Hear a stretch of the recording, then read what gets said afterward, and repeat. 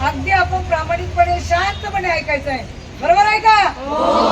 त्या काय मार्गदर्शन करतील त्या प्रत्येकीच्या कानावर पडलं पाहिजे, कारण त्यांचं नेतृत्व असं आहे की आपल्याला महिलांना सक्षमीकरण कसं करायचं, आपल्याला काय सुविधा द्यायच्या, आपल्याला काय सरकारकडून काय काय निधी येतो ते आपल्याला माहीत नसतं. ते आपल्याला एकूण एक माहिती देतील किंवा लेट झालं तर आपल्याशी थोडासा संवाद साधतीलच. पण म्हणून तुम्ही घाई गडबड गोंधळ न करता मला फोटो घ्यायचा आहे, मला त्यांच्याबरोबर सेल्फी घ्यायचा आहे असं काही करू नका, आणि त्यांना काही धक्का लागेल असं काही करू नका. आपल्याला फोटो काढायचा असेल, आपला विजय झाला तर आपण काही नाही इथं बोलू आणि प्रत्येकीला सेल्फी काढायचा आपण चान्स देऊ. ओके?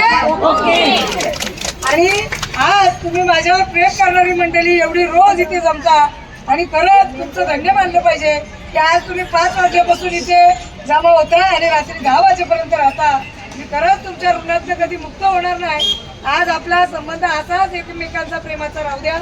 मी जरी इलेक्शन जिंकलो आणि असं नाही की मी तुम्हाला कधी विसरीन, तुमचं ऋण आयुष्यभर माझ्याकडं लाखपर्यंत माझ्याजवळ जमा राहणार आहे.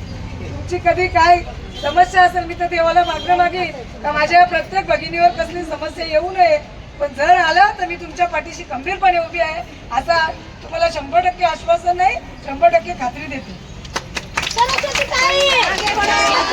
आता आपण जय